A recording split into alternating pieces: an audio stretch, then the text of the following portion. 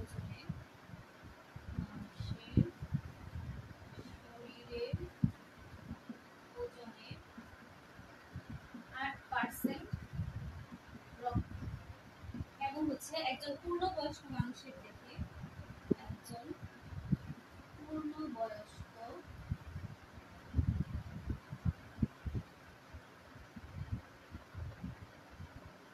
মানুষের দেহে রক্ত থাকে 5 থেকে 6 লিটার 5 থেকে 6 লিটার রক্ত থাকে। তাহলে হচ্ছে কি রক্ত হচ্ছে প্রথমত এক ধরনের তরল যোজক কলা বা হচ্ছে কানেকটিভ টিস্যু।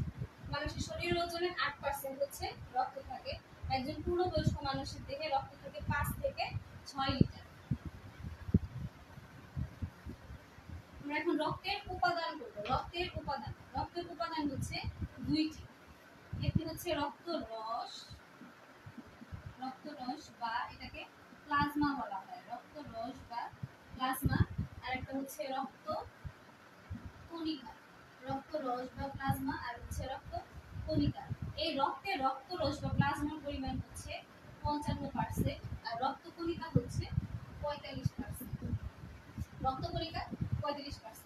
এই রক্তরসটা হচ্ছে রক্তের হালকা হলুদ বর্ণের একটা তরল পদার্থ। রক্তের যে হালকা হলুদ বর্ণের যে নিচে যে জমা থাকা যে পদার্থটা দেখা যায় এটা হচ্ছে রক্তরস। রক্তরসটা হচ্ছে হালকা হলুদ বর্ণের, একটু হলুদাভ হালকা হলুদ বর্ণের তরল পদার্থ।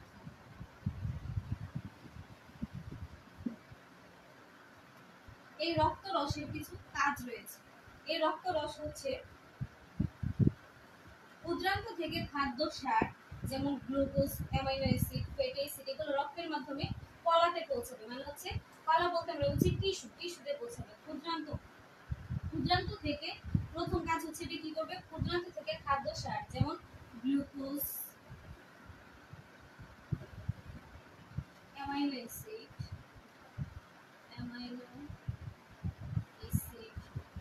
এগুলো হচ্ছে কলাতে মানে হচ্ছে আমাদের বডিতে পৌঁছাবে, টিস্যুতে পৌঁছাবে। তারপরে হচ্ছে কলা হতে উৎপন্ন কার্বন ডাই অক্সাইড মানে আমাদের কোষে যে হচ্ছে কার্বন ডাই অক্সাইড উৎপন্ন হয় সেটাকে হচ্ছে ফুসফুসে রক্তরসের মাধ্যমে হচ্ছে ফুসফুসে নিয়ে যাবে। ফুসফুসে সেটা কি হবে? পিউরিফাই হয়ে অক্সিজেনযুক্ত রক্তটা আবার আমাদের বডিতে ফিরে আসবে। তাহলে প্রথম কাজ হচ্ছে ক্ষুদ্রান্ত হতে খাদ্য সার যেমন গ্লুকোজ, অ্যামাইনো অ্যাসিড এগুলো কলাতে পৌঁছাবে। এবং 2 নাম্বার হচ্ছে কলা হতে উৎপন্ন কার্বন ডাই অক্সাইডটা হচ্ছে আবার কোথায় নিয়ে যাবে? ফুসফুসে নিয়ে যাবে। এটা হচ্ছে দ্বিতীয় কাজ। তারপরে হচ্ছে 3 নাম্বার কলা হতে উৎপন্ন কিছু বজ্র পদার্থ যেমন ইউরিয়া, ইউরিক অ্যাসিড এগুলো হচ্ছে রেচনের জন্য বৃক্কে নিয়ে যাবে মানে হচ্ছে কিডনিতে নিয়ে যাবে। তারপরে হচ্ছে রক্তরসের বাইকার্বনেট ফসফেট বাফার অম্ল ক্ষারের ভারসাম্য রক্ষা করে। দেখে যখন হচ্ছে অম্ল বেড়ে যায় বা হচ্ছে ক্ষারীয় ভাবটা বেড়ে যায় তখন হচ্ছে এই দুইটার মাঝখানে হচ্ছে সমতলত্ব করে হচ্ছে এই রক্তরস। তাছাড়াও এর আরেকটা কাজ আছে, এটা হচ্ছে আমরা জানি অন্তঃক্ষরা গ্রন্থি থেকে হরমোন প্রেরিত হয়। আমরা হরমোন শব্দটা শুনে থাকি। এই হরমোনটা হচ্ছে নালীবিহীন গ্রন্থগুলো থেকে প্রেরিত হয়। এই রক্তরসের মাধ্যমে এই হরমোনগুলো হচ্ছে বিভিন্ন হরমোনগুলো আমাদের সারা দেহে পৌঁছে যায়। এই ছিল রক্তরসের কাজ। এখন আমরা রক্ত কণিকা দেখব। তাহলে আমাদের রক্তরস বা প্লাজমা আমরা পড়ে ফেলছি। এখন দেখব রক্ত কণিকা। রক্ত কণিকাটা প্রধানত 2 প্রকার। একটা হচ্ছে দানাদার বা অদানাদার। দানাদার বা অদানাদার।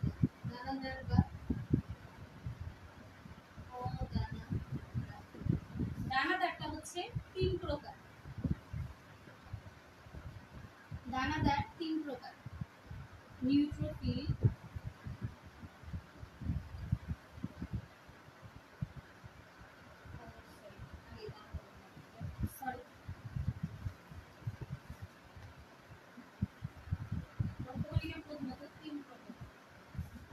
আরবিসি, ডাব্লিউবিসি আর হচ্ছে প্লাটিলেট বা অনুচক্রিকা।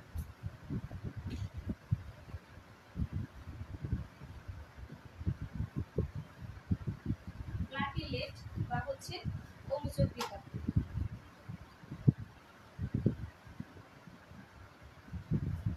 ARBC এটাকে বলা হয় লোহিত রক্তকণিকা।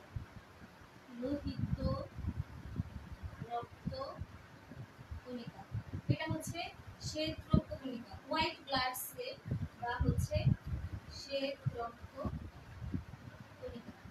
আর 3 নাম্বারটা হচ্ছে প্লাটিলেট বা অনুচক্রিকা। ARBC প্রথমে আমরা আরবিসিটা সম্পর্কে জানব। আরবিসি হচ্ছে লোহিত রক্তকণিকা বা এটাকে বলা হয় এরাইথ্রোসাইট। এই আরবিসি হচ্ছে তৈরি হয় কোথায়, ধ্বংস হয় কোথায় সেটা আমরা বলবো। এই আরবিসি উৎপন্ন হয়, উৎপত্তি বা হচ্ছে তৈরি হয় হচ্ছে অস্থিমজ্জা, অস্থিমজ্জা বা বোন মেরুতে, বোন মেরু। এই আরবিসি জমা থাকে মানে স্টোর হয়, জমা থাকবে হচ্ছে প্লীহাতে, প্লীহাতে জমা থাকে এবং এক সময় হচ্ছে ধ্বংসপ্রাপ্ত হয়ে যায়। এই আরবিসির আয়ুষ্কাল হচ্ছে 120 দিন। আয়ুষ্কাল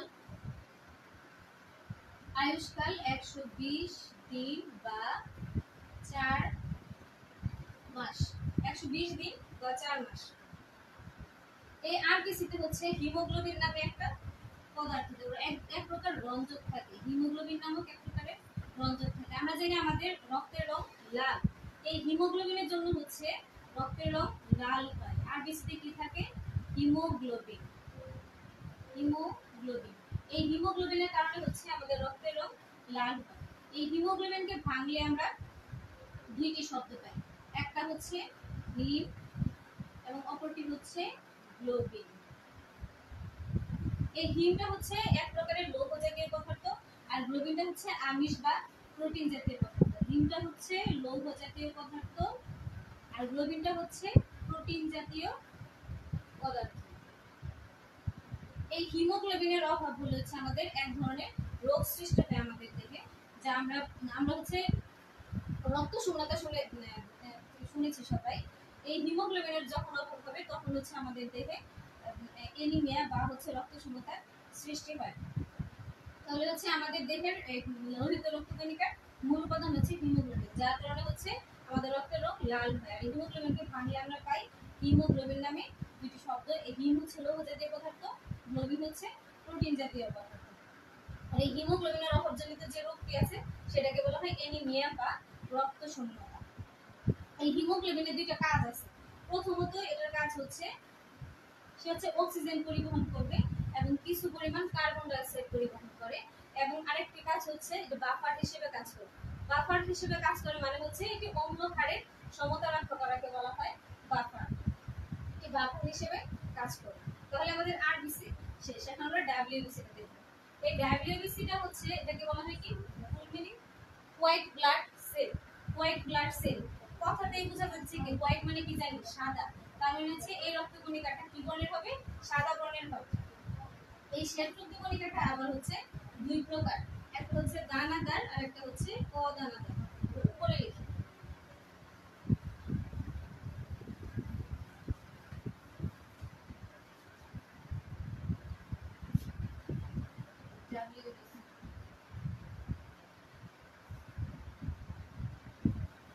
দানাদার আর হচ্ছে অদানাদার। দানাদারটা আবার হচ্ছে তিন প্রকার, neutrophil, eosinophil, basophil. Neutrophil, neutrophil, eosinophil,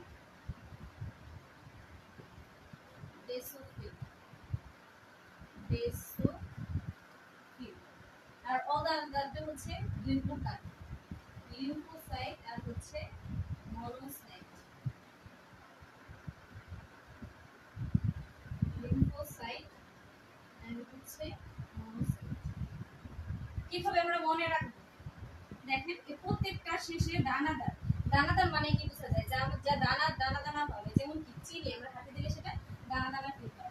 যেমন নিউট্রোফিল প্রত্যেকটা শেষে হচ্ছে ফিল শব্দটা আছে, তার মানে ফিল যা হচ্ছে আমরা ফিল করতে পারবো তাই হচ্ছে কি দানাদার, আর যা ফিল করতে পারবো না তা হচ্ছে অদানাদার, যেমন লিম্ফোসাইট, মনোসাইট। তাহলে দানাদার কি কি? দানাদার হচ্ছে উপাদান তিনটা আছে, নিউট্রোফিল, ইওসিনোফিল, বেসোফিল। আর অদানাদার হচ্ছে দুইটা, লিম্ফোসাইট, মনোসাইট। এখন এই কাজ দেখো, এই নিউট্রোফিলটা হচ্ছে ফ্যাগোসাইটোসিস, এটার একটা কাজ আছে। ফ্যাগোসাইটোসিস প্রক্রিয়ায় জীবাণু ভক্ষণ করে। এটি হচ্ছে নিউট্রোফিলটি ফ্যাগোসাইটোসিস প্রক্রিয়ায়, ফ্যাগোসাইটোসিস প্রক্রিয়ায় জীবাণু ধ্বংস করে। ফ্যাগোসাইটোসিস প্রক্রিয়ায় জীবাণু ধ্বংস করে। এই ফ্যাগোসাইটোসিস প্রক্রিয়াটি হচ্ছে আমাদের দেহে যখন কোনো অণুজীব বাইরে থেকে প্রবেশ করে তখন সেটার বিরুদ্ধে হচ্ছে আমাদের দেহে অ্যান্টিবডি তৈরি হয়। ওই অ্যান্টিবডিটা হচ্ছে ওই জীবাণুটাকে ধ্বংস করতে সাহায্য করে।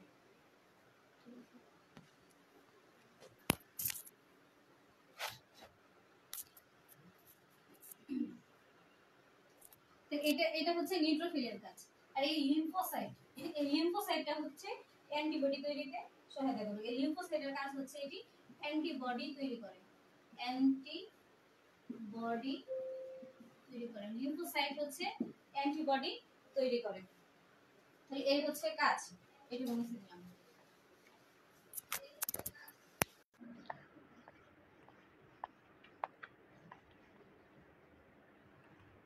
আমরা কিছুক্ষণ আগে দেখছিলাম যে আরবিসির আয়ুষ্কাল ছিল 120 দিন বা 4 মাস।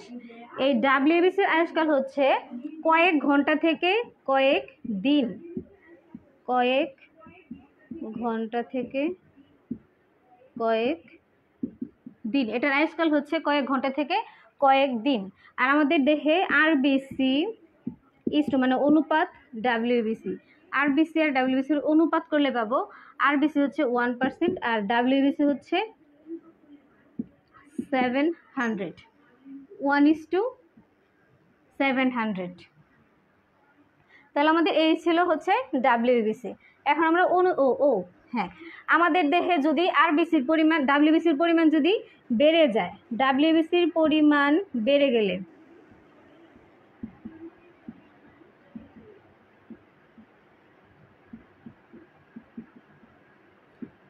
বেড়ে গেলে এক ধরনের রোগ সৃষ্টি হয়, সেটাকে বলা হয় ব্লাড ক্যান্সার। ব্লাড ক্যান্সার হয়, এটাকে ইংরেজিতে বলা হয় লিউকোমিয়া। ডাব্লিউবিসির পরিমাণ যদি রক্তে বেড়ে যায় তাহলে হচ্ছে আমাদের ব্লাড ক্যান্সার হয়। আবার হচ্ছে ডাব্লিউবিসির পরিমাণ যদি কমে গেলে হচ্ছে এইডস হয়। এইচআইভি ভাইরাসের আক্রমণে হচ্ছে এই এইডস রোগটি হয়ে থাকে। তাহলে ডাব্লিউবিসির পরিমাণ বেড়ে গেলে হবে ব্লাড ক্যান্সার বা লিউকেমিয়া, আর ডাব্লিউবিসির পরিমাণ কমে গেলে হবে এইডস।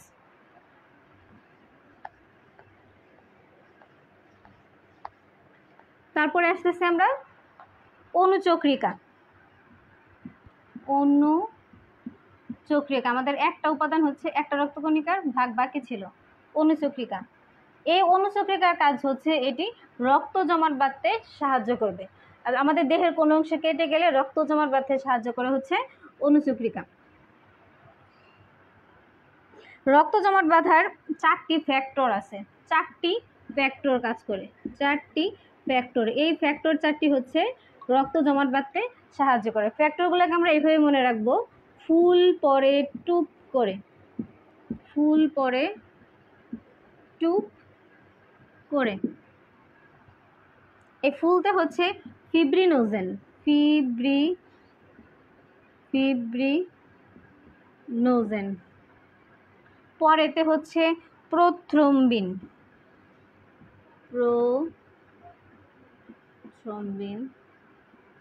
টুপতে টিস্যু থ্রোম্বোপ্লাস্টিন,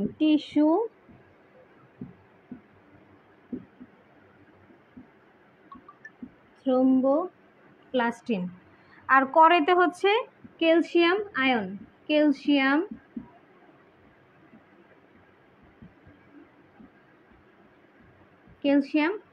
আয়ন, এই হচ্ছে 4টা ফ্যাক্টর যা আমাদের রক্ত জমাট বাঁধতে সাহায্য করে। আমরা কিভাবে মনে রাখবো? ফুল পরে টুপ করে, ফুলতে হচ্ছে ফিব্রিনোজেন, পরেতে প্রোথ্রম্বিন, টুপতে হচ্ছে টিস্যু থ্রোম্বোপ্লাস্টিন, করেতে হচ্ছে ক্যালসিয়াম। তাছাড়া আরেকটা ফ্যাক্টর আছে, সেটা হচ্ছে ভিটামিন কে। ভিটামিন কে এটিও হচ্ছে আমাদের রক্ত জমাট বাঁধার ফ্যাক্টর হিসেবে কাজ করে। আমাদের দেহের এখন আমরা এখন আরেকটা শব্দ বলবো, সেটা হচ্ছে হেপারিন। হেপারিন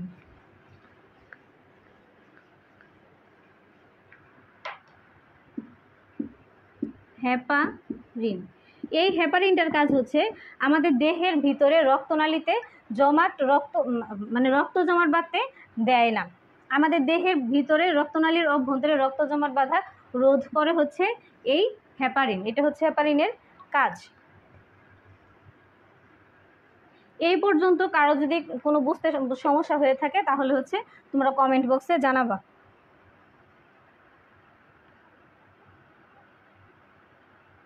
এখন আমরা দেখব রক্তের গ্রুপ। রক্তের গ্রুপ মানে হচ্ছে ব্লাড গ্রুপগুলা কি আছে আমরা সেটা দেখব। ব্লাড গ্রুপ হচ্ছে 4 প্রকার, মানে হচ্ছে 4টি ব্লাড গ্রুপ আছে। কি কি আমরা জানি, আমরা সবাই এটা জানি। এ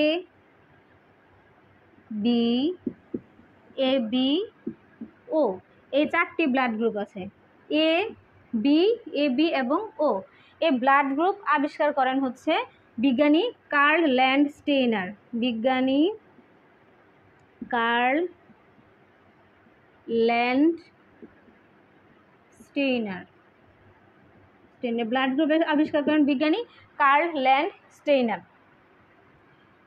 এই ও ব্লাড গ্রুপকে বলা হয় সার্বজনীন দাতা বা হচ্ছে ইউনিভার্সাল ডোনার। ইউনিভার্সাল ডোনার মানে হচ্ছে সার্বজনীন দাতা। তার মানে হচ্ছে এই ও ব্লাড গ্রুপধারী ব্যক্তিরা যে কোনো ব্লাড গ্রুপের অন্য ব্যক্তিকে হচ্ছে রক্ত দিতে পারবেন। আর এই যে এই এফ বিটা হচ্ছে সার্বজনীন গ্রহীতা। সার্বজনীন গ্রহীতা বা হচ্ছে ইউনিভার্সাল রিসিভার। তার মানে হচ্ছে তারা যে কোনো ব্লাড গ্রুপের রক্ত গ্রহণ করতে পারবে। তাহলে আমরা কি পড়লাম, রক্তের গ্রুপ 4টি। রক্তের গ্রুপ আবিষ্কার করেন কার্ল ল্যান্ডস্টেইনার। আর রক্তের গ্রুপ 4টি হচ্ছে এ বি ও। ও হচ্ছে ও ব্লাড গ্রুপকে বলা হয় সার্বজনীন দাতা এবং এ বি ব্লাড গ্রুপধারী ব্যক্তিদেরকে বলা হয় সার্বজনীন গ্রহীতা।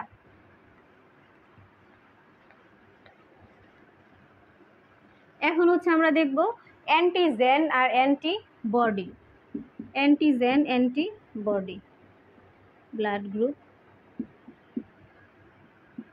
Antigen and antibody.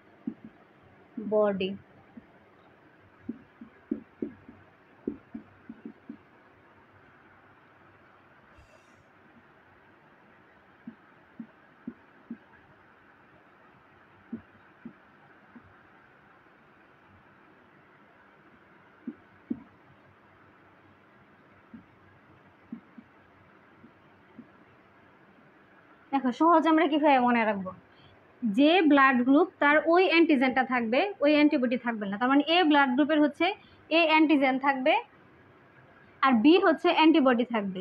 B blood group তার মানে হচ্ছে অ্যান্টিজেন থাকবে তার, বি অ্যান্টিজেন থাকবে, এ অ্যান্টিবডি থাকবে। এ বি ব্লাড গ্রুপের হচ্ছে এ অ্যান্ড বি মানে এ এবং বি দুইটা অ্যান্টিজেন থাকে, কোনো অ্যান্টিবডি থাকে না। এ ব্লাড গ্রুপধারী ব্যক্তিদের কোনো অ্যান্টিবডি থাকে না। আবার ও ব্লাড গ্রুপের ব্যক্তিদের হচ্ছে কোনো অ্যান্টিজেন থাকে না, কিন্তু এ ও বি দুইটি অ্যান্টিবডি থাকে। এ ও বি দুইটি অ্যান্টিবডি থাকে।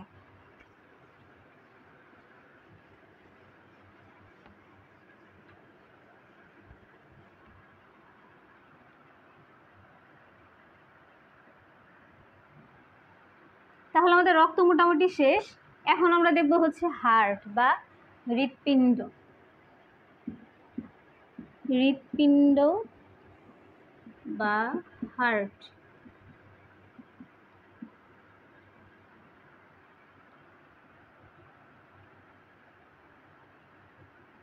এই হৃৎপিণ্ড হচ্ছে একটি দ্বিস্তর বিশিষ্ট পাতলা আবরণী দ্বারা ঢাকা থাকে। দ্বিস্তর বিশিষ্ট পাতলা আবরণী দ্বারা ঢাকা থাকে, যার নাম হচ্ছে পেরিকার্ডিয়াম।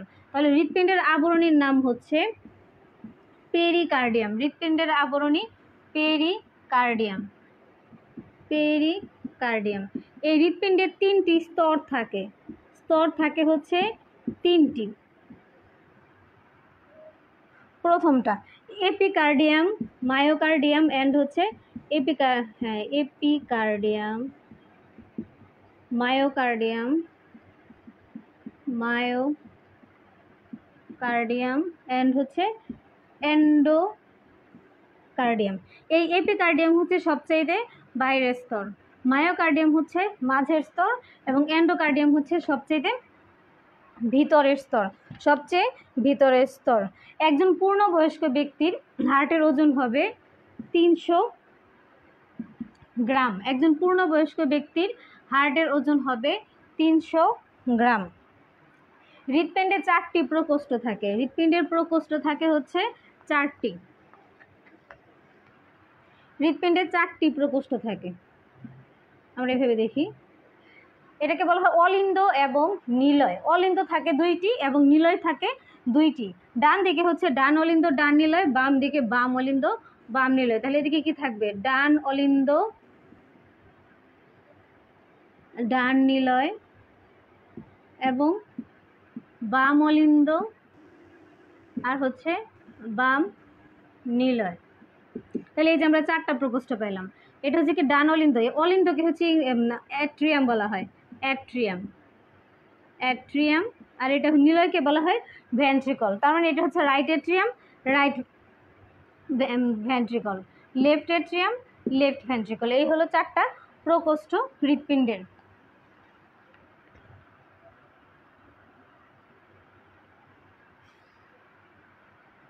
আমরা জানি হৃৎপিণ্ডের মাধ্যমে আমাদের সারা দেহের হচ্ছে রক্ত প্রবাহিত হয়। হৃৎপিণ্ডে হচ্ছে ব্লাড পাম্প হয়।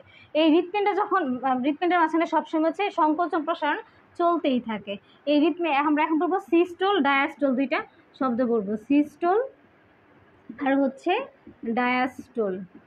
হৃৎপিণ্ডের সংকোচনকে বলা হয় সিস্টোল এবং প্রসারণকে বলা হয় ডায়াস্টোল।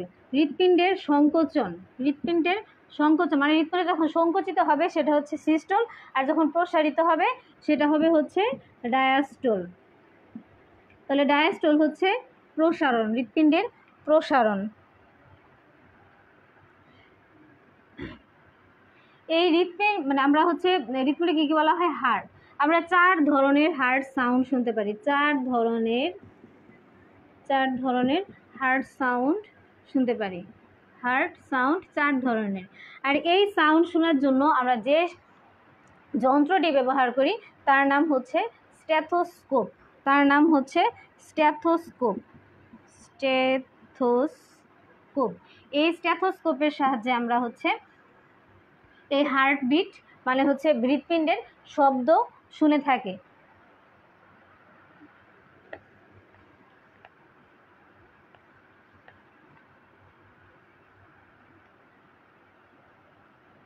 এখন আমরা বলবো রক্তবাহিকা বা ব্লাড ভেসেল। রক্তবাহিকা বা ব্লাড ভেসেল।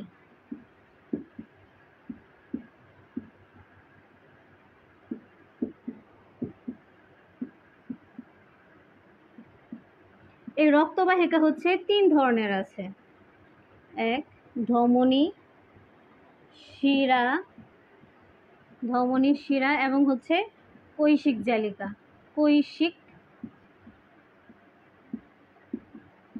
জালিকা। এই তিনটি রক্তবাহিকার মাধ্যমে হচ্ছে আমাদের সারা দেহে প্লাস হচ্ছে হৃৎপিণ্ডে রক্ত সঞ্চালন প্রক্রিয়াটা বজায় থাকে। এই ধমনীকে বলা হয় আর্টারি, শিরা হচ্ছে ভেইন এবং কৈশিক জালিকাকে বলা হয় ক্যাপিলারিস। আমরা এইগুলোর এখন হচ্ছে বৈশিষ্ট্য পড়ব। এই ধমনী শিরা কৈশিক জালিকার বৈশিষ্ট্য দেখব। এই ধমনীগুলোর উৎপত্তি হচ্ছে হৃৎপিণ্ড থেকে উৎপত্তি হয়। এটার উৎপত্তি হচ্ছে হৃৎপিণ্ডে, উৎপত্তি হবে হৃৎপিণ্ডে এবং ধ্বংসপ্রাপ্ত হবে কৈশিক জালিকায়। ধ্বংসপ্রাপ্ত হবে কৈশিক জালিকায়।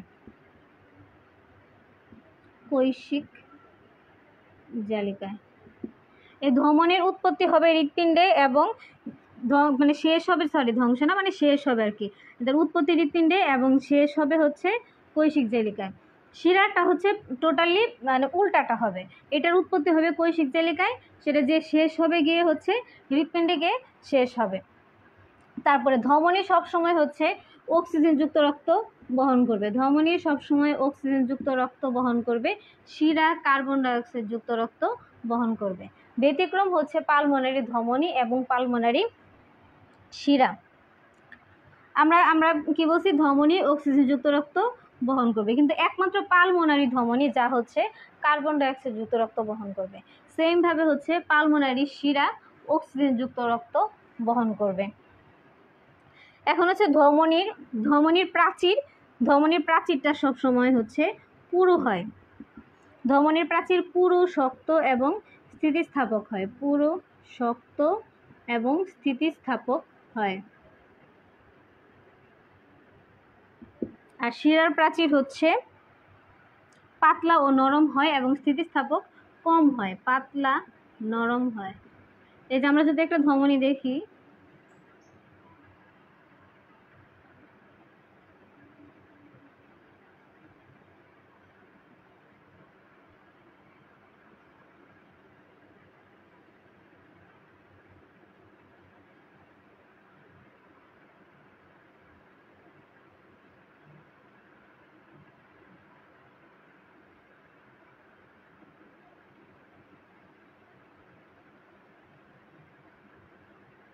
এটা একটা ধমনী, এটা যদি শিরা হয়, এই যে আমি কি বলছি প্রাচীর, এই যে ধমনীর প্রাচীরটা দেখা যাচ্ছে এটা বেশি পুরু। এটা বেশি পুরু হওয়াতে এটা হচ্ছে কি বেশি শক্ত হবে এবং স্থিতিস্থাপক হবে। কিন্তু এই যে শিরার ক্ষেত্রে দেখা যাচ্ছে এটা প্রাচীরটা একদম পাতলা এবং হচ্ছে কি ছোট, যার কারণে এটা হচ্ছে নরম হয় এবং স্থিতিস্থাপকতা এটা কম থাকে। তারপর হচ্ছে গহ্বর। এই ধমনীর গহ্বরটা হচ্ছে ছোট থাকে, কিন্তু শিরার গহ্বরটা হচ্ছে বড় থাকে। তাহলে আমরা একটু আবার দেখি, এই ধমনীর উৎপত্তি হবে হৃৎপিণ্ড থেকে এবং গিয়ে শেষ হবে কৈশিক জালিকায়। শিরার উৎপত্তি হবে কৈশিক জালিকায়, শেষ হবে হৃৎপিণ্ডে গিয়ে।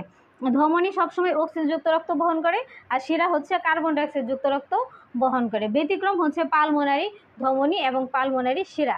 পালমোনারি ধমনীটা হচ্ছে কার্বন ডাইঅক্সাইড যুক্ত রক্ত পরিবহন করবে, আর পালমোনারি শিরাটা হচ্ছে অক্সিজেনযুক্ত রক্ত বহন করবে।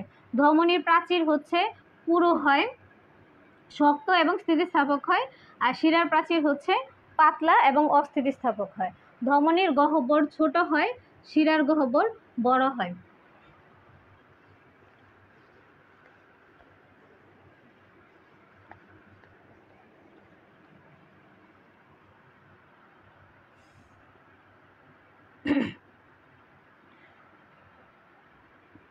আমরা হচ্ছে নারী শব্দটার সাথে পরিচিত। নারী, ডাক্তার হচ্ছে হাতের কবজিতে নারী দেখেন, আমরা জানি।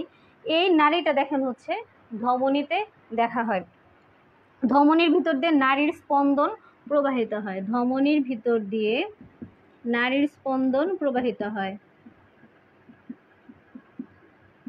নারীর স্পন্দন প্রবাহিত হয়। ধমনীর ভিতর দিয়ে নারীর স্পন্দন প্রবাহিত হয়।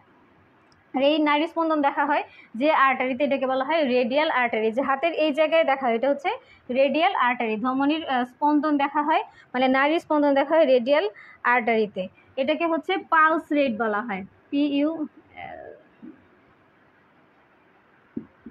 পালস রেট বলা হয়। এটাকে পালস রেট বলা হয়। এই নারীর স্পন্দন দেখাতে হচ্ছে পালস রেট বলা হয়। স্বাভাবিক পালস রেট, গড় একজন পূর্ণবয়স্ক সুস্থ মানুষের গড় পালস রেট হচ্ছে 72 বিট পার মিনিট। মানে হচ্ছে প্রতি মিনিটে যদি 72 বিট হয় তাহলে হচ্ছে সেটা স্বাভাবিক। আমরা কিছুক্ষণ আগে দেখে আসছিলাম systolic and diastolic. Systolic and diastolic person, হৃৎপিণ্ডের সংকোচনকে বলা হয় সিস্টোল অ্যান্ড প্রসারণকে বলা হয় ডায়াস্টোল। আর এই সংকোচনের সময় যে চাপ সৃষ্টি হয় তাকে বলা হয় সিস্টোলিক চাপ, এবং প্রসারণের সময় যে চাপ সৃষ্টি হয় তাকে বলা হয় ডায়াস্টোলিক চাপ। সিস্টোলিক চাপ, সিস্টোলিক চাপ, সিস্টোলিক চাপ। এটা হচ্ছে এই সিস্টোলিক চাপ, ডায়াস্টোলিক চাপ, এগুলোকে বলা হয় হচ্ছে ব্লাড প্রেশার, মানে হচ্ছে কি রক্তের চাপ।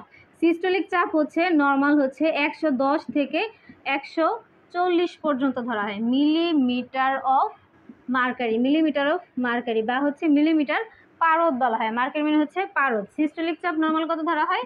110 থেকে 140। ডায়াস্টোলিক চাপ, ডায়াস্টোলিক চাপ, ডায়াস্টোলিক চাপ হচ্ছে 60 থেকে 90, এটা নর্মাল রেঞ্জ হচ্ছে 60 থেকে 90 millimetre of mercury, 90 millimetre of mercury. কোনো ব্যক্তির ব্লাড প্রেশার যদি এরকম বলা হয় 120/80, তার মানে আমরা কি বুঝবো যে তার সিস্টোলিক চাপটা হচ্ছে 120 এবং ডায়াস্টোলিকটা হচ্ছে 80। আমরা জানি উচ্চ রক্তচাপ বা হাইপারটেনশন শব্দটা সবাই শুনেছি। এই রক্তের চাপ যখন সিস্টোলিক চাপ যদি 140-এর চেয়ে বেড়ে যায়, মানে 150, 160 হয়, আবার ধরো যে হচ্ছে ডায়াস্টোলিক চাপটা যদি হচ্ছে 90-এর উপরে চলে যায়, তখন আমরা বলতে পারবো যে হচ্ছে মানে উচ্চ রক্তচাপ বা হচ্ছে হাইপারটেনশন ওই রোগীর। তখন হচ্ছে আমরা হাইপারটেনশন বলবো। আর এই রক্তের চাপ যে যন্ত্রের সাহায্যে পরিমাপ করা হয় তাকে বলা হয় হচ্ছে স্ফিগমোম্যানোমিটার। রক্তচাপ পরিমাপের যন্ত্রের নাম হচ্ছে স্ফিগমোম্যানোমিটার।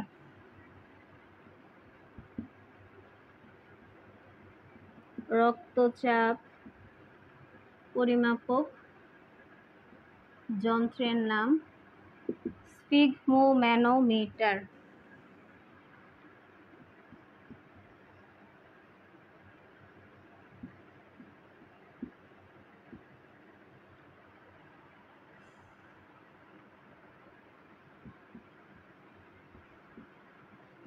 স্ফিগমোম্যানোমিটার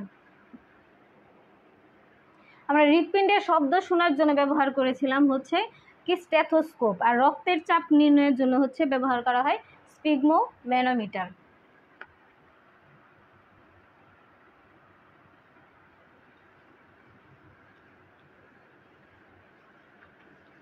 এখন হচ্ছে আমরা হৃৎপিণ্ডের কিছু রোগের নাম পড়বো। হৃৎপিণ্ডের যে আমাদের হার্ট সম্পর্কিত যে কিছু রোগ আছে সেগুলো সম্পর্কে পড়বো। হৃৎপিণ্ডের রোগগুলোকে বলা হয় হৃদরোগ। হৃদরোগ সম্পর্কে আমরা পড়বো যে কি কি হৃদরোগ আমাদের হয়।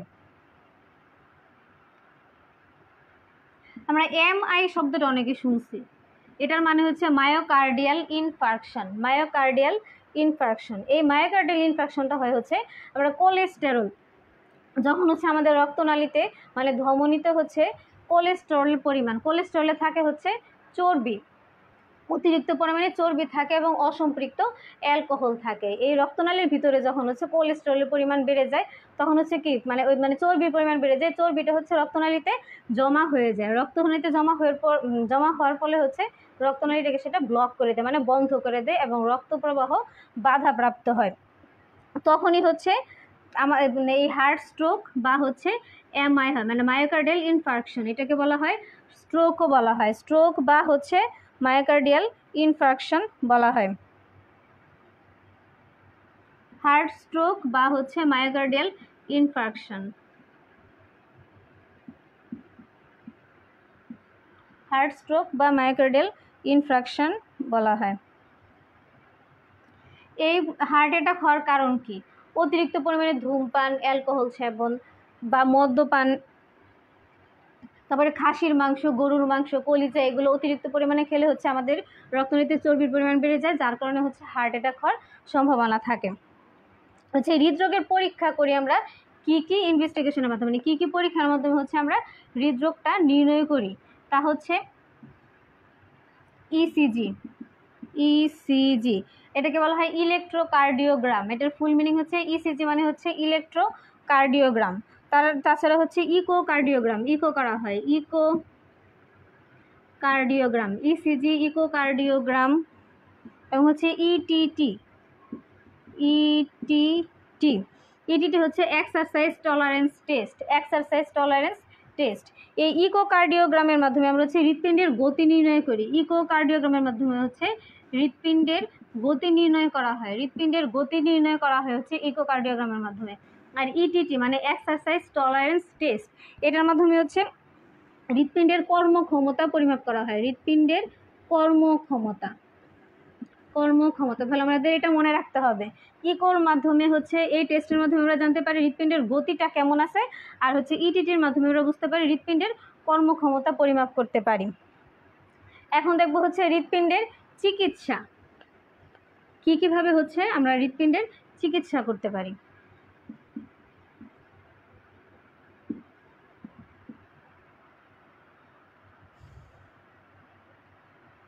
প্রথমে আছে হচ্ছে করোনারি বাইপাস।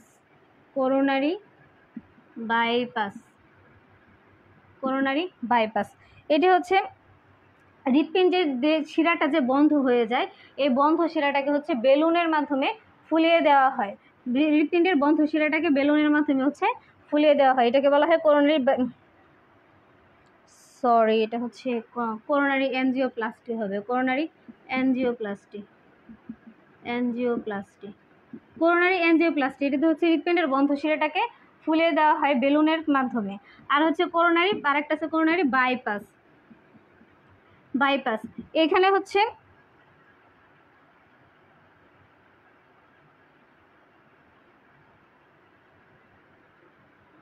এই করোনারি বাইপাসটা হচ্ছে করোনারি ধমনীর সরু অংশে ইন্টারনাল মেমরি ধমনীতে, ইন্টারনাল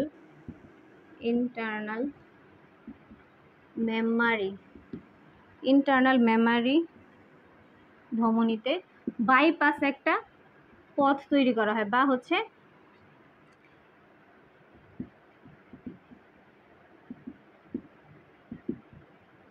বাইপাস পথ তৈরি করা হয়। মানে হচ্ছে এই আমাদের রক্তনালীতে সরু ইন্টারনাল মেমরি ধমনীতে হচ্ছে একটা বাইপাস পথ তৈরি করে দেওয়া হয়। ওই বাইপাস পথেই হচ্ছে রক্ত প্রবাহিত হয় দেহ থেকে হৃৎপিণ্ডে।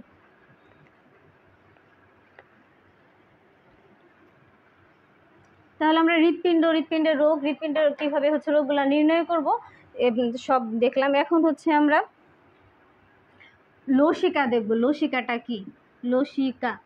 লসিকা বা লিম্ফ, লসিকা বা লিম্ফ, এটাও হচ্ছে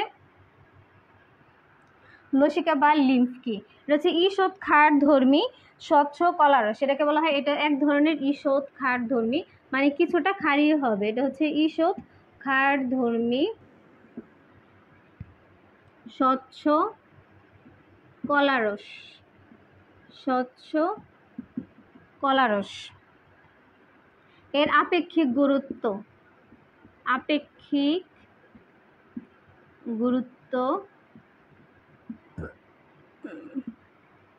1.0151। তাহলে এই লসিকাটা হচ্ছে এক ধরনের ঈষৎ ক্ষারধর্মী স্বচ্ছ কলার রস, মানে টিস্যু ফ্লুইড। এটা এক ধরনের ফ্লুইড বা তরল পদার্থ। এটার আপেক্ষিক গুরুত্ব হচ্ছে 1.015। এখানে ইম্পর্টেন্ট একটা পয়েন্ট হচ্ছে, এই লসিকাতে আমরা তিনটা রক্তকণিকার নাম পড়েছি, কি কি? আরবিসি, ডাব্লিউবিসি এবং হচ্ছে অনুচক্রিকা বা প্লাটিলেট। এই লসিকায় হচ্ছে আরবিসি এবং অনুচক্রিকা থাকে না, মানে অনুপস্থিত, অনুচক্রিকা অনুপস্থিত। এই লসিকাতে হচ্ছে আরবিসি এবং অনুচক্রিকা অনুপস্থিত, কিন্তু ডাব্লিউবিসি থাকে, ডাব্লিউবিসি উপস্থিত।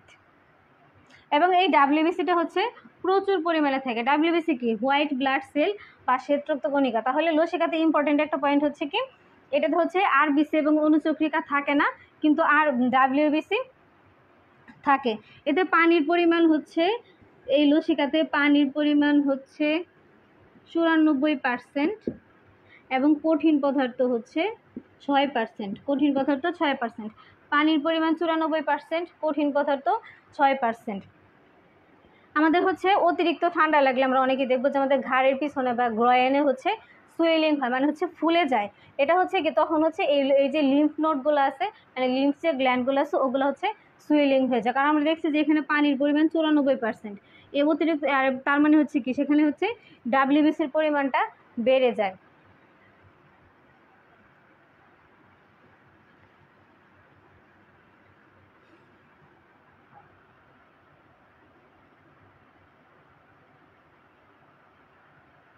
এখন আমরা দেখব শ্বসন। শ্বসন যাকে বলা হয় রেসপিরেশন, শ্বসন বা রেসপিরেশন।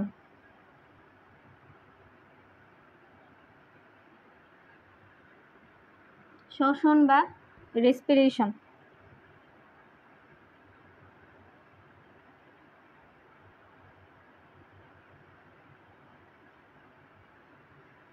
এই শ্বসন হচ্ছে দুই প্রকার, সবাত শ্বসন আর হচ্ছে অবাত শ্বসন। সবাত এবং অবাত। অক্সিজেনের সাহায্যে যে শোষণ হয় তা হচ্ছে সবাত, এবং অক্সিজেনের অনুপস্থিতিতে যে শোষণ হয় তা হচ্ছে অবাত শোষণ। আমরা মানুষ ও যত প্রাণী আছে সবাই হচ্ছে সবাত শোষণের মাধ্যমে শ্বাস প্রশ্বাস গ্রহণ করে। আর অবাত শোষণ হচ্ছে কিছু ব্যাকটেরিয়া আছে যারা হচ্ছে অক্সিজেনের অনুপস্থিতিতে হচ্ছে তারা বাঁচতে পারে। এই সবাত শোষণ, এই শ্বসনকে বলা হয় হচ্ছে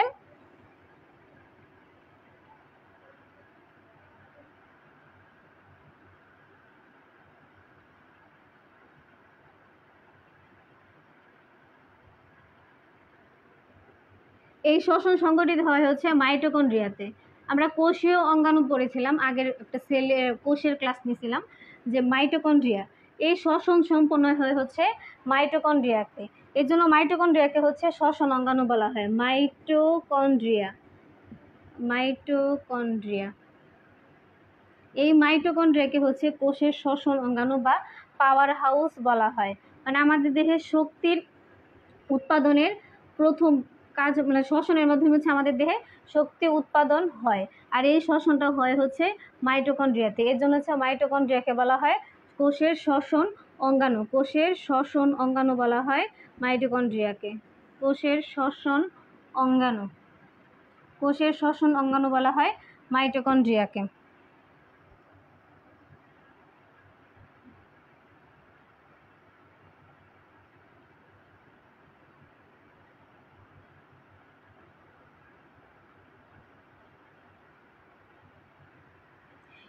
এই সবাত শোষণের মাধ্যমে হচ্ছে আমাদের দেহে গ্লুকোজ, আমরা কি জানি গ্লুকোজ হচ্ছে আমাদের বডিতে শক্তি উৎপাদন করে বা শক্তি সৃষ্টি করে। এই সবাত শোষণ থেকে আমাদের দেহে গ্লুকোজ এবং হচ্ছে 6 অণু পানি উৎপন্ন হয়। কি পাই আমরা? গ্লুকোজ পাই। গ্লুকোজকে কি দ্বারা প্রকাশ করা হয়?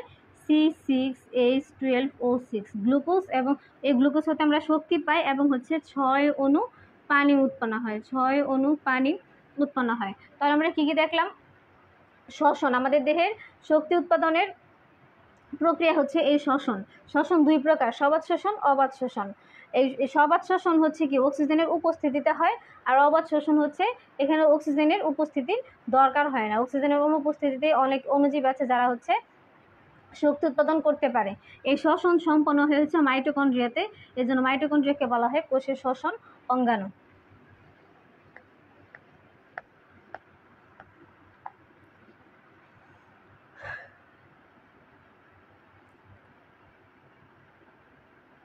এখন আমরা শ্বসনতন্ত্রের অংশগুলো দেখব। শ্বসনতন্ত্রের অংশ, কোন কোন পার্টসগুলো হচ্ছে আমাদের এই শ্বসনতন্ত্র, মানে আমাদের শ্বাস প্রশ্বাসে সাহায্য করে। হ্যাঁ, আমরা প্রশ্বাস এবং নিঃশ্বাস হয়, প্রশ্বাস এবং শ্বাস ত্যাগ করাকে বলা হয় নিঃশ্বাস। আমরা প্রশ্বাসের মাধ্যমে কি করি? অক্সিজেন গ্রহণ করি এবং নিঃশ্বাসের মাধ্যমে হচ্ছে কার্বন ডাইঅক্সাইড ত্যাগ করি। শ্বসনতন্ত্রের কি কি অংশ দেখি আমরা। প্রথমেই আছে নাসা গহ্বর বা হচ্ছে নেজাল ক্যাভিটি। নাসা গহ্বর বা নেজাল ষড়যন্ত্র, ষড়যন্ত্র বা হচ্ছে ল্যারিংস।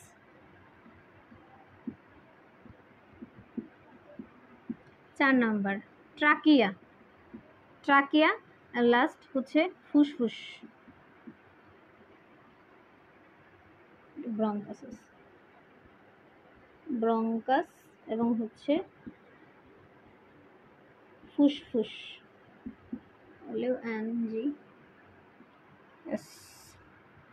তাহলে শ্বসনতন্ত্রের অংশ কি কি?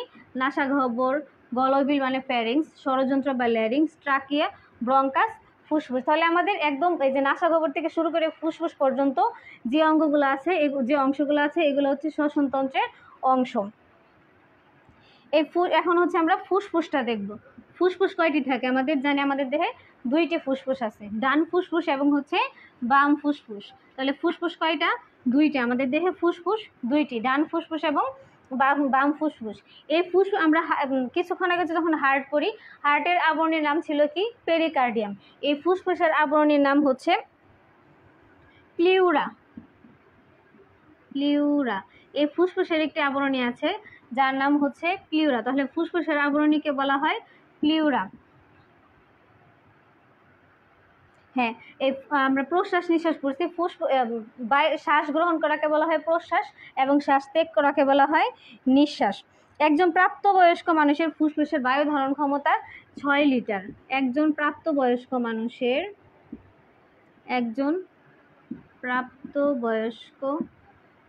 মানুষের ফুসফুসে বায়ু ধারণ ক্ষমতা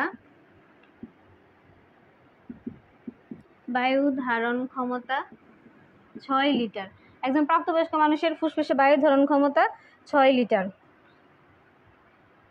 এবং হচ্ছে বায়ুমণ্ডলে যদি কার্বন ডাইঅক্সাইডের পরিমাণ 25% থেকে বেড়ে যায়, বায়ুমণ্ডলে কার্বন ডাইঅক্সাইডের পরিমাণ যদি 25% থেকে বেড়ে যায়, তাহলে হচ্ছে কোনো প্রাণী বাঁচতে পারবে না, কোনো প্রাণী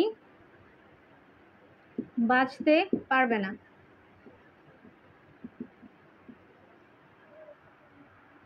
আমরা আগে পড়েছি যে ফুসফুস দুইটি, ডান ফুসফুস বাম ফুসফুস। এই ডান ফুসফুস এবং বাম ফুসফুসে হচ্ছে 10টি করে ব্রঙ্কোপালমোনারি সেগমেন্ট থাকে, 10টি করে ব্রঙ্কোপালমোনারি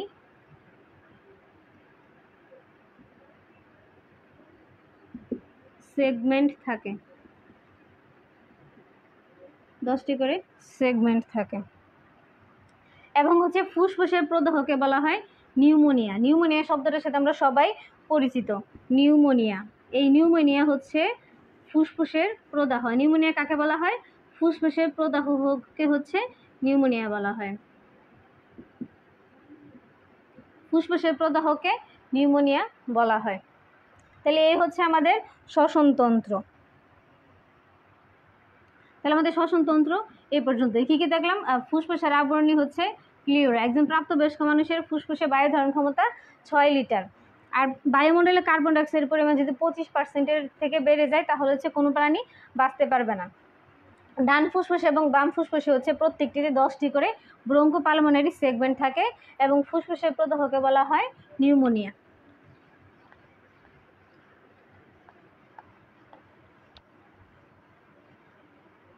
আমরা এখন দেখব স্নায়ুতন্ত্র বা নার্ভাস সিস্টেম। স্নায়ুতন্ত্র বা নার্ভাস সিস্টেম। স্নায়ুতন্ত্র বা নার্ভাস সিস্টেম।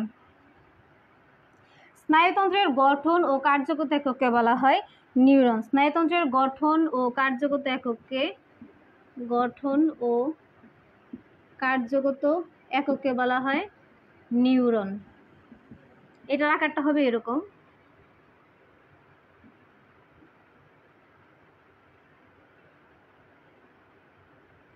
যদি সুন্দর হচ্ছে না, জাস্ট দেখানোর জন্য।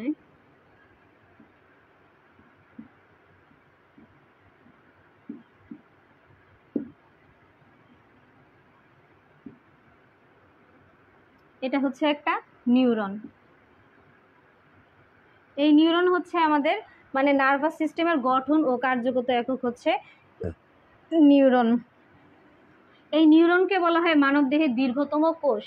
আমরা জানি আমাদের সারা দেহ হচ্ছে কোষ দিয়ে গঠিত। এই নিউরন হচ্ছে মানবদেহের সবচেয়ে বড় কোষ বা দীর্ঘতম কোষ। সবচেয়ে দীর্ঘতম কোষ হচ্ছে নিউরন। তাহলে নিউরনকে বলা হয় স্নায়ুতন্ত্রের গঠন ও কার্যগত একক এবং এটি হচ্ছে মানবদেহের সবচেয়ে দীর্ঘতম কোষ। মস্তিষ্কে মানে ব্রেনে হচ্ছে 10 মিলিয়ন বা 1000 কোটি নিউরন থাকে। 10 বিলিয়ন বা 1000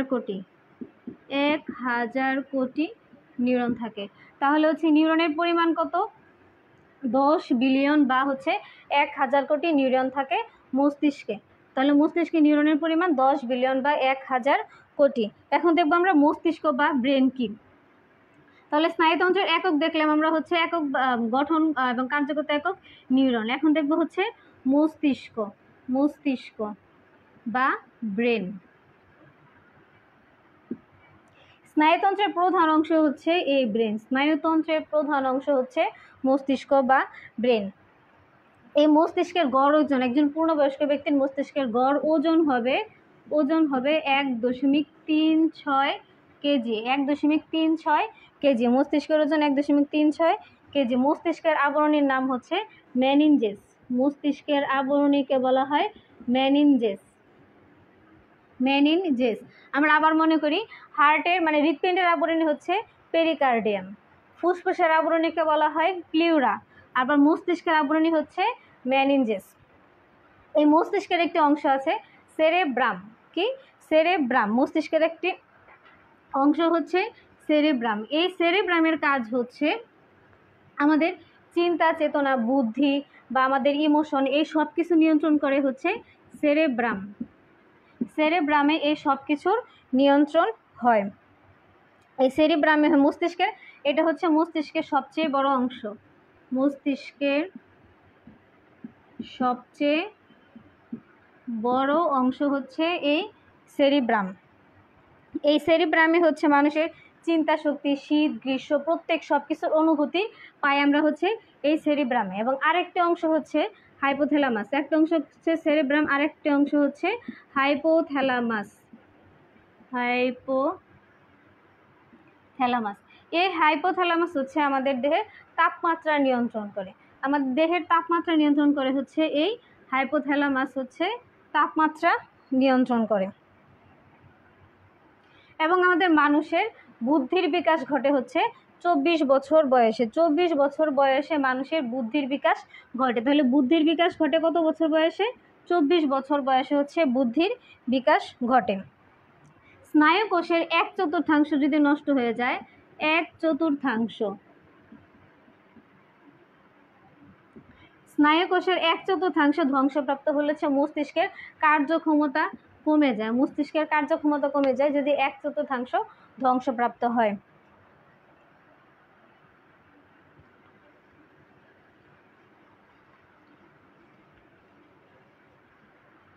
আমাদের হচ্ছে নার্ভাস সিস্টেমে 2 ধরনের স্নায়ু আছে। স্নায়ু বা নার্ভ আছে 2 ধরনের। একটা হচ্ছে পোরোটিক স্নায়ু এবং হচ্ছে সুষুম্না স্নায়ু।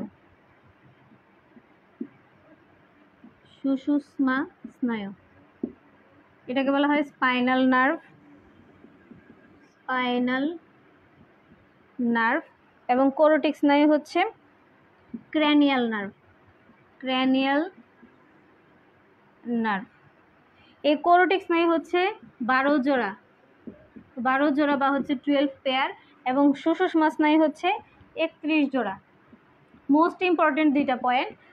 নার্ভ হচ্ছে 2 ধরনের নার্ভ আছে, কোরোটিক নার্ভ এবং হচ্ছে সুষুম্না স্নায়ু। কোরোটিক স্নায়ু বা ক্র্যানিয়াল নার্ভ এবং সুষুম্না স্নায়ু বা হচ্ছে স্পাইনাল নার্ভ। কোরোটিক স্নায়ু 12 জোড়া এবং স্পাইনাল নার্ভ হচ্ছে 31 জোড়া।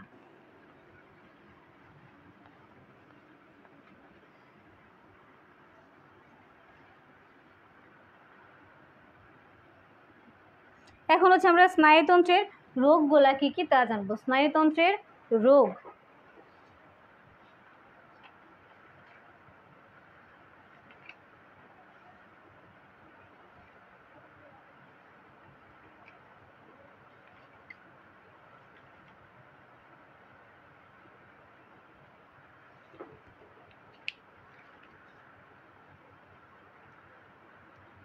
প্রথমে দেখব হচ্ছে স্ট্রোক।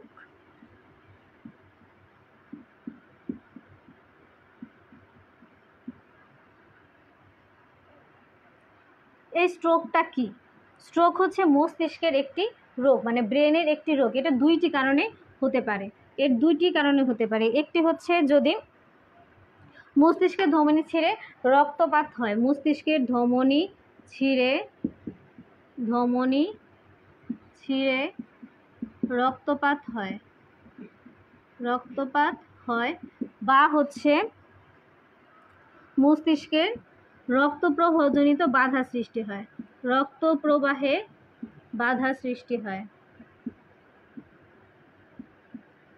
তাহলে হচ্ছে এই স্ট্রোক হয়। তাহলে স্ট্রোক আমরা কখন বলবো? যদি মস্তিষ্কের ধমনী ছিঁড়ে রক্তপাত হয় এবং হচ্ছে মস্তিষ্কের রক্তপ্রবাহের যদি বাধা সৃষ্টি হয় তাহলে হচ্ছে স্ট্রোক বলবো। আর এই স্ট্রোকের কারণে কি হয়? প্যারালাইসিস হয়। অনেকের হচ্ছে এক পাশ বা যেমন হাত পাশও হচ্ছে অবশ হয়ে যায়। এমনকি এই স্ট্রোকের কারণে রোগীর মৃত্যু পর্যন্ত হতে পারে। তারপরে হচ্ছে অটিজম। স্নায়ুর বিকাশজনিত সমস্যার একটি বিস্তৃত রূপ হচ্ছে অটিজম। আমরা হচ্ছে অনেক শিশু বা অনেকে হচ্ছে অটিজম দেখে থাকি। এটা হচ্ছে স্নায়ুর বিকাশজনিত রোগ হচ্ছে অটিজম। তাছাড়াও একটা রোগ আছে, তাহলে আমরা কি, একটা হচ্ছে স্ট্রোক আর একটা হচ্ছে অটিজম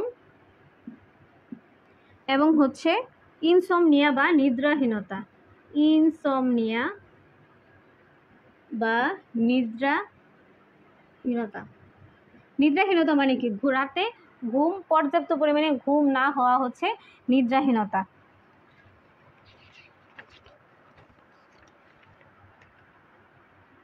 তাহলে আমাদের মস্তিষ্কের মানে স্নায়ুতন্ত্র শেষ। এখন আমরা লাস্ট দেখব হচ্ছে গ্ল্যান্ড, মানে হরমোন দেখব, কোন কোন গ্ল্যান্ড থেকে কি কি হরমোন হচ্ছে সিক্রেট হয়।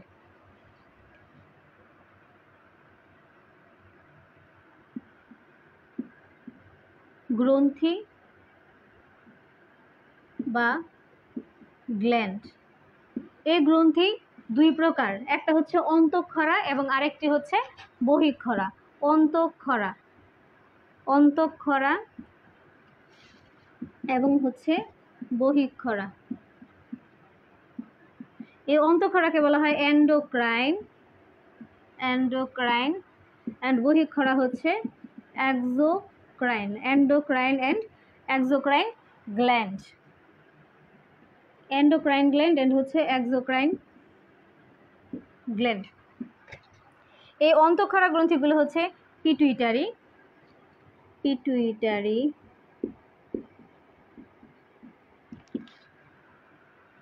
থাইরয়েড, অ্যাড্রেনাল,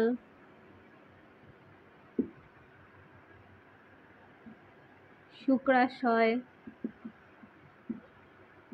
ডিম্বাশয়, এগুলো হচ্ছে আমাদের অন্তঃক্ষরা গ্রন্থি। এই গ্রন্থিগুলোকে বলা হয় অন্তঃক্ষরা গ্রন্থি। এখন আমরা হচ্ছে বহিঃক্ষরা গ্রন্থিগুলো কি সেটা দেখব। সিবেশিয়াস, lacrimal,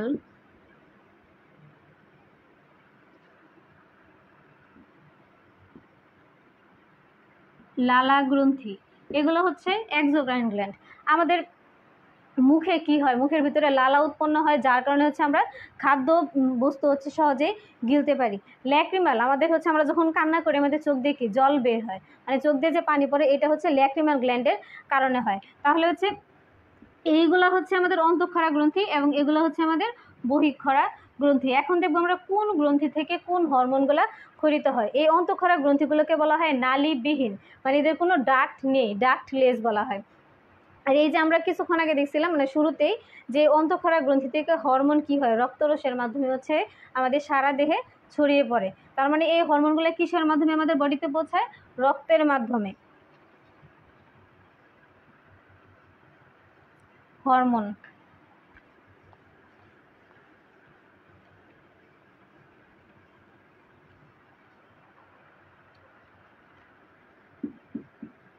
pituitary gland, pituitary, pituitary gland. এই পিটুইটারি গ্ল্যান্ডটা হচ্ছে সবচেয়ে ছোট, কিন্তু এটার কাজ হচ্ছে সবচেয়ে বেশি, এর জন্য এটাকে গ্রন্থিরাজ বলা হয়, গ্রন্থিরাজ। এই গ্রন্থিটি মস্তিষ্কের অবস্থিত, এটার আকৃতি সবচেয়ে ছোট কিন্তু এটার কাজ সবচেয়ে বেশি, এর জন্য হচ্ছে এটাকে গ্রন্থিরাজ বলা হয়।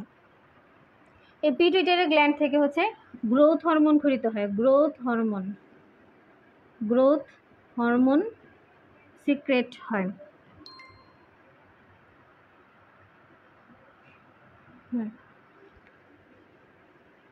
এখন হচ্ছে আমরা হরমোনের কাজগুলো দেখব। থাইরোক্যালসিটোনিন, থাইরোক্যালসিটোনিন, থাইরোক্যালসিটোনিন, এই থাইরোক্যালসিটোনিনটা হচ্ছে রক্তে ক্যালসিয়ামের মাত্রা নিয়ন্ত্রণ করবে। এই থাইরোক্যালসিটোনিন হরমোন রক্তে ক্যালসিয়ামের মাত্রা নিয়ন্ত্রণ করবে, ক্যালসিয়ামের মাত্রা নিয়ন্ত্রণ করে। থাইরোক্যালসিটোনিন হচ্ছে রক্তে ক্যালসিয়ামের মাত্রা নিয়ন্ত্রণ করে। তারপরে হচ্ছে আমরা জানি হচ্ছে মেয়েদের ডিম্বাশয় এবং ছেলেদের শুক্রাশয় থাকে। ডিম্বাশয় থেকে হচ্ছে দুটি হরমোন ক্ষরিত হয়, ডিম্বাশয় থেকে হচ্ছে দুই ধরনের হরমোন, একটা হচ্ছে ইস্ট্রোজেন এবং প্রোজেস্টেরন, ইস্ট্রোজেন এবং প্রোজেস্টেরন, প্রোজেস্টেরন এবং হচ্ছে শুক্রাশয় থেকে একটি হরমোন খরিত হয়, সেটাকে বলা হয় টেস্টোস্টেরন। টেস্টোস্টেরন। এই ইস্ট্রোজেন এবং প্রোজেস্টেরন হচ্ছে মহিলাদের রজত চক্র নিয়ন্ত্রণ করে। রজত চক্র নিয়ন্ত্রণ করে মানে হচ্ছে মাসিক নিয়ন্ত্রণ করে। আর এই ছেলেদের যে দাড়ি গোঁফ গজায় এটা হচ্ছে এই টেস্টোস্টেরন হরমোনের কারণে। তাহলে কি দেখতেছি আমরা, ডিম্বাশয় থেকে দুইটি হরমোন সিক্রেট হয়, একটি ইস্ট্রোজেন এবং একটি প্রোজেস্টেরন, এবং শুক্রাশয় থেকে হয় টেস্টোস্টেরন। এই ইস্ট্রোজেন এবং প্রোজেস্টেরন হচ্ছে রজচক্র নিয়ন্ত্রণ করে এবং টেস্টোস্টেরন হচ্ছে ছেলেদের দাড়ি গোঁফ গজাতে সাহায্য করে। তারপরে আছে আমরা হচ্ছে অগ্নাশয়। অগ্নাশয় জানি মানে হচ্ছে আমাদের প্যানক্রিয়াস যাকে বলা হয়। অগ্নাশয় থেকে হচ্ছে দুইটি হরমোন খরিত হয়, একটা হচ্ছে গ্লুকাগন এবং আরেকটি হচ্ছে ইনসুলিন। অগ্নাশয়ের আইলেটস অফ ল্যাঙ্গারহ্যান্স থেকে। অগ্নাশয়ের islets of Langerhans. Islets of Langerhans থেকে দুইটি হরমোন খরিত হয়, একটি হচ্ছে গ্লুকাগন এবং অপরটি হচ্ছে ইনসুলিন। গ্লুকাগন এবং ইনসুলিন। এই গ্লুকাগনটা হচ্ছে যকৃতের গ্লাইকোজেনকে গ্লুকোজে পরিণত করবে। গ্লুকাগন হচ্ছে যকৃতের গ্লাইকোজেনকে গ্লুকোজে পরিণত করবে। আর ইনসুলিন শব্দটার সাথে আমরা সবাই পরিচিত, কি ডায়াবেটিস রোগের নাম আমরা সবাই কম বেশি জানি, মোটামুটি সবাই জানি। এই ইনসুলিনটা মূলত হচ্ছে ডায়াবেটিস সাথে রিলেটেড। আমরা ডায়াবেটিস রোগ জানলেই হচ্ছে কি তার সাথে হচ্ছে ইনসুলিন কথাটা আসে। এই ইনসুলিনটা সিক্রেট হচ্ছে অগ্নাশয়ের আইলেটস অফ ল্যাঙ্গারহ্যান্সের বিটা সেল থেকে। বিটা সেল থেকে হচ্ছে ইনসুলিন সিক্রেট হয়। এই ইনসুলিন আবিষ্কার করেন কানাডীয় বিজ্ঞানী ফ্রেডরিক গ্র্যান্ট বেন্টিং। ইনসুলিন আবিষ্কার করেন কানাডীয় বিজ্ঞানী ফ্রেডরিক গ্র্যান্ট বেন্টিং এবং তার ছাত্র চার্লস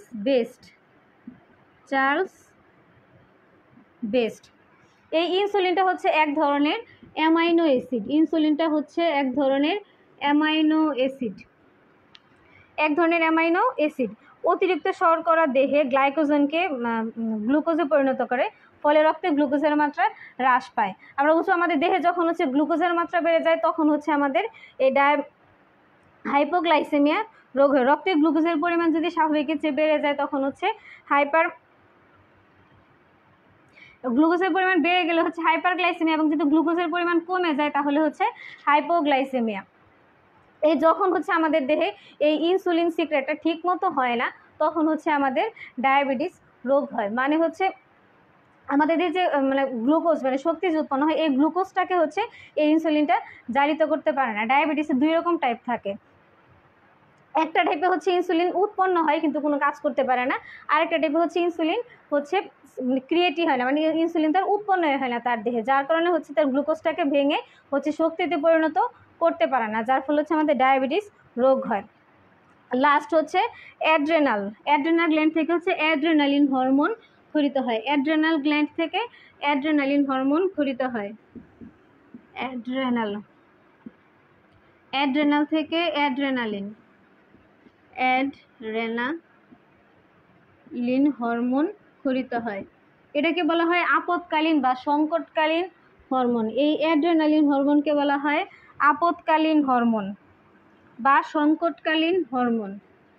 আপৎকালীন বা হচ্ছে সংকটকালীন। কারণ হচ্ছে কেন এটাকে আপৎকালীন বলা হয়, আমরা যখন ভয় পাই তখন কি স্বভাবতই হচ্ছে আমাদের গায়ের লোম হচ্ছে দাঁড়িয়ে যায়। এটা হচ্ছে এই অ্যাড্রেনালিন হরমোনের কারণে এমন হয়, এজন্য এটাকে হচ্ছে আপৎকালীন বা সংকটকালীন হরমোন বলা হয়।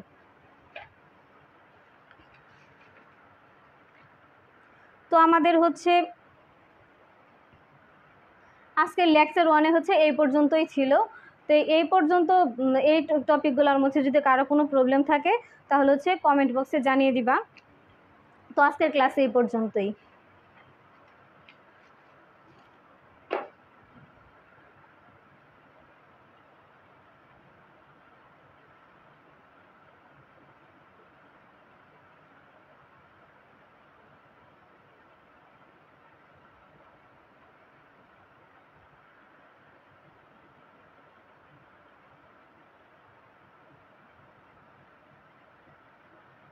একটি কমেন্টস বক্সে দেখি।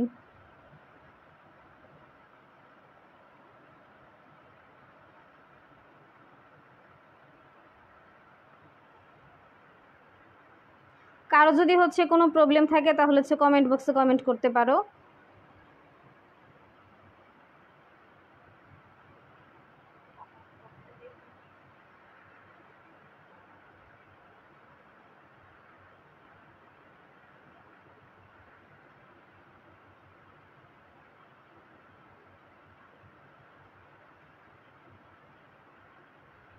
তাহলে হচ্ছে আজকের ক্লাস এখানে শেষ করলাম। ভালো থাকো সবাই, শুভ সন্ধ্যা।